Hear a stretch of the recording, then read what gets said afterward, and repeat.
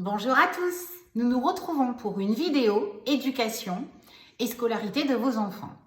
Vous savez que maintenant ma chaîne YouTube est davantage faite pour les parents, pour répondre à vos questions, pour parler des programmes de français au collège, au lycée.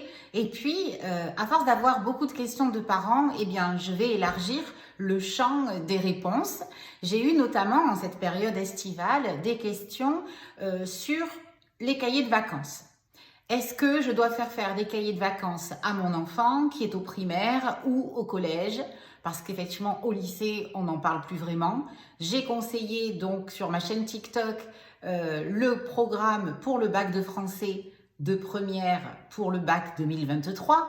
Donc, si vous êtes concerné, c'est-à-dire si vous étiez en seconde cette année et que vous rentrez en première, eh bien, allez le consulter. Les parents, allez-y aussi, afin de le connaître et pour pouvoir acheter les œuvres en avance. Même si on ne sait pas celle exactement que le professeur va choisir, je vous explique dans la vidéo qu'il y a une réserve de 12, donc 3 x 4, 3 œuvres sur chaque objet d'étude. Je vous rappelle les objets d'étude étant le roman, le théâtre, la poésie, la littérature d'idées. Donc on peut déjà se préparer au lycée par la lecture et puis par les fiches méthodes, regarder mes vidéos, poser des questions et vous pouvez déjà commencer à apprendre ou réviser pour faire un commentaire composé, une dissertation, un essai, une contraction de texte. Voilà. En ce qui concerne les plus petits, doit-on faire des cahiers de vacances? Alors, en ce qui concerne le français, bien sûr, je parle pour ma matière, le plus important, c'est quand même de toujours mobiliser l'attention de vos enfants, leur intérêt et leur curiosité. Alors, faire un cahier de vacances ne doit pas être un enfer. Il faut que ce soit ludique, il faut que ce soit agréable, que ce soit un moment de complicité avec les parents. Dans certaines familles, cela fonctionne. Donc, à ce moment-là, vous pouvez le faire. Profitez vous aussi de ce moment de calme pour lire. Parce que si vous, parents, vous lisez, vous allez montrer l'exemple à vos enfants. Et vous savez qu'ils se développent par mimétisme et que, en fait, c'est difficile de leur donner l'injonction de la lecture, de leur dire lisez, lisez si vous-même vous êtes toujours sur votre tablette à regarder des séries ou des films et qu'en fait vous ne lisez rien.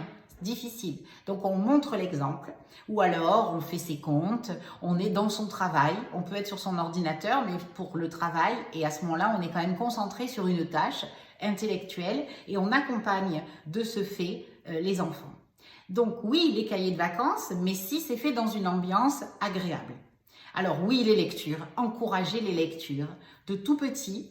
Mais en fait, souvent, les tout petits, on leur achète beaucoup de livres, des livres audio aussi, où il y a les cris des animaux, où il y a l'histoire racontée et dans plusieurs langues. J'y reviendrai, je ferai une vidéo là-dessus parce que vraiment, l'imprégnation linguistique des tout petits est très importante. Donc, j'y reviendrai.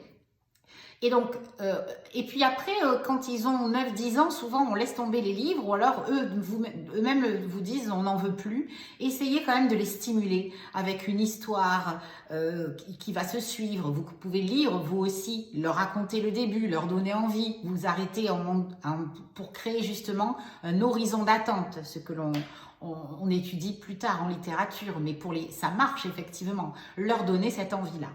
Et si vraiment vous voyez que cela fonctionne bien, et ça me permet d'enchaîner avec une deuxième question que j'ai eue, eh bien vous pouvez effectivement donner du travail régulièrement et le faire à des moments de la journée où l'enfant est plus ou moins disponible. Et ça, c'est quand même très important d'être à son rythme. Alors, je rentre des États-Unis où souvent j'enseigne aussi là-bas, à un niveau pour des plus grands, mais ça peut s'adapter aussi pour des plus petits. Et j'ai vraiment découvert un nouveau phénomène aux États-Unis qui est le homeschooling. De plus en plus de parents gardent les enfants à la maison et font du homeschooling.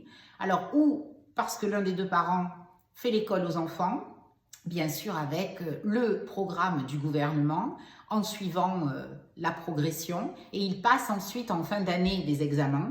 Et nous, en France, on a le CNED.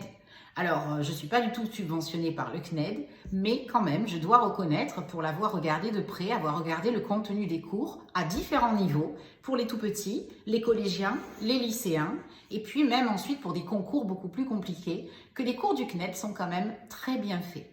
Et là, on va pouvoir répondre à une demande.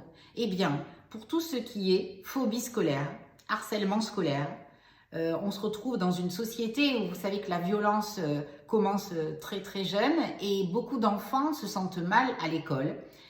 Je vous conseille vraiment de les déscolariser rapidement, tout en bien sûr leur apportant ce soutien scolaire dont ils ont besoin. Les cours sont très bien faits et vous pouvez suivre, faire du homeschooling et suivre les enfants. Ça vous permet eh bien, de travailler avec le rythme de votre enfant. En général, le CNED était réservé pour des enfants qui avaient des particularités, des difficultés d'attention ou alors des maladies ou des handicaps très lourds qui les empêchaient d'aller à l'école. Mais dans l'ensemble des situations, on essaie bien sûr d'intégrer ces enfants dans le système scolaire. Et là, on a un autre phénomène qui se passe, c'est qu'en fait, le système scolaire étant formaté pour le plus grand nombre et pour, il faut le dire, le plus bas niveau aussi, eh bien, on a de plus en plus d'enfants et de jeunes adolescents qui ne se retrouvent plus à l'aise dans des classes où le cours en fait est fait pour le plus grand nombre.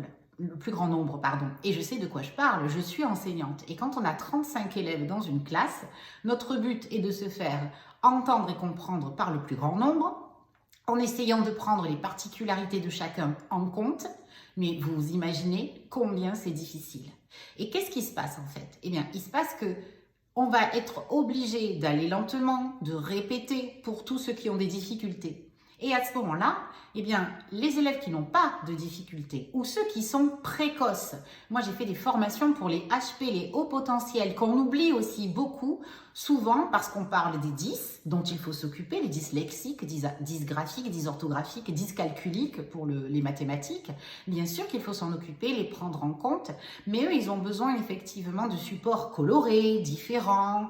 Je ferai aussi une vidéo là-dessus parce que ça m'intéresse énormément. Mais les HP sont à prendre en considération et on en a de plus en plus aussi dans notre société, donc des hauts potentiels, ou des jeunes qui ont vraiment des dons dans des matières avec des retards dans d'autres. En tout cas, voilà, à ce moment-là, faire les cours à la maison, eh bien, cela peut se révéler utile, salutaire et parfois ça peut sauver une scolarité. Voilà, donc continuez avec vos questions et j'essaierai d'y répondre. En tout cas, moi, je pense que ça peut être bien fait et que ça peut accompagner les jeunes. Ça peut être temporaire pour 1 an ou 2. Ça peut être une mesure pérenne qui va pouvoir accompagner le jeune aussi qui fait du sport de haut niveau, qui a aussi une activité artistique très prenante, des parents qui voyagent. Et à ce moment-là, chers parents, ne culpabilisez pas, emmenez vos enfants avec vous à l'autre bout du monde, faites des opérations humanitaires, des missions où ils verront des girafes, des rhinocéros en voie de disparition. Ils apprendront à vivre dans un village à l'autre bout du monde, très différent de notre société occidentale. Ça leur apportera énormément, en plus de l'apport linguistique et culturel. Et bien sûr, vous pourrez continuer à travailler avec eux. Et donc voilà, alors je répondais en particulier, les gens qui m'ont posé des questions vont se retrouver, mais j'espère que cela vous aura intéressé. N'hésitez pas, je répondrai aussi à vos autres questions et on pourra aussi approfondir le sujet. Donc je vous annonce les thèmes à venir, ce sera effectivement les HP, les hauts potentiels. Comment doit-on agir avec eux? Que se passe-t-il pour des hauts potentiels dans une classe? Et comment les parents peuvent prendre le relais à la maison? Les 10, les problèmes de 10, comment essayer d'accompagner son enfant au mieux et comment les professeurs sont formés ou pas pour les accompagner aussi dans une classe et notamment en français. Et puis, on abordera aussi d'autres questions plus concrètes en suivant vos questions. Et j'adore avoir l'impression effectivement de vous aider et puis de vous apporter un petit peu d'informations ou en tout cas un début de réflexion sur certains sujets. Donc aujourd'hui, c'était le homeschooling, faire des devoirs à la maison aussi pendant les vacances. La solution du CNED est-elle une bonne solution pour mon jeune? Alors quand effectivement, pour conclure et résumer, il ne veut pas aller au collège, au lycée lorsqu'il y a un problème relationnel, une phobie, bien entendu que c'est la solution. Et on a suffisamment de supports numériques, de vidéos, de supports aussi de fichiers, de livres pour vraiment remplir le programme. Et parfois, 3 heures à la maison par jour, mais faite dans de bonnes conditions et de façon efficace, se révèle beaucoup plus intéressante qu'une journée complète au lycée avec des trous, avec des profs qui peuvent manquer, des cours qui sont supprimés, déplacés, les déplacements dans les couloirs, la gêne que les autres élèves peuvent parfois provoquer avec les bavardages, sans parler donc du harcèlement qui peut être aussi une autre question. Donc voilà, ne culpabilisez pas si vous envisagez cette solution. Et je pourrais continuer de répondre à vos questions sur ce sujet-là. Je fais déjà de nombreux accompagnements et ça se passe très très bien. À très bientôt et n'hésitez pas et je compléterai les thèmes qui vous intéressent. Au revoir.